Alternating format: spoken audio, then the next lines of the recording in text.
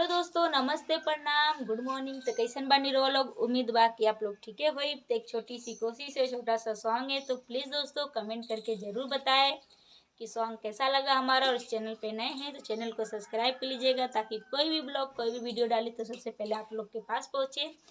तो सॉन्ग है हमारा, काहे ले लू अंगड़ाई दन बतिया बताई, अरे भौजी हो भौजी, कहाँ कहाँ से लाई चाही दर्द के दवाई, अरे भौजी हो भौजी, काहे ले लू अंगड़ाई दन बतिया बताई, अरे भौजी हो भौजी,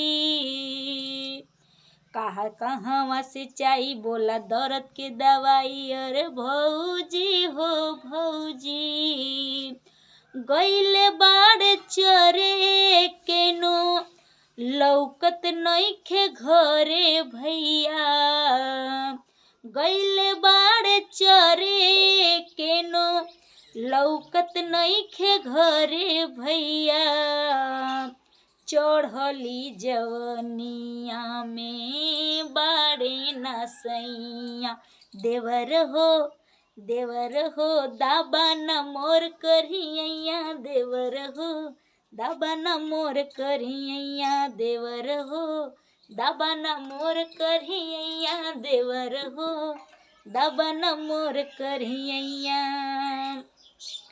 तेल धरी के पड़ी सेवा करे के पड़ी, मुँह भूले के भौजी कल मले के पड़ी, माना बतिया के खटिया पे पड़ जाइब हो, दर्द इतना बा लगता कि मर जाइब हो, माना बतिया के खटिया पे पड़ जाइब हो, दर्द इतना बा लगता कि मर जाइब हो, हमरा से होई का बाटी अभिलई का, हमरा से होई का बाटी अभिलई का, चढ़ली जवनिया में बाड़े नसैया,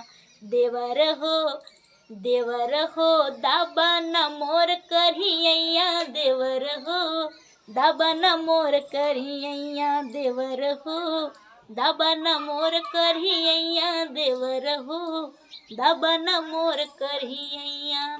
प्लीज़ दोस्तों, अगर सॉन्ग अच्छा लगे तो लाइक कमेंट सब्सक्राइब जरूर कीजिएगा। इस चैनल पे नए हैं तो चैनल को सब्सक्राइब कर लीजिएगा, ताकि कोई भी ब्लॉग कोई भी वीडियो डाले तो सबसे पहले आप लोग के पास पहुँचे। नमस्ते, प्रणाम, हर हर महादेव।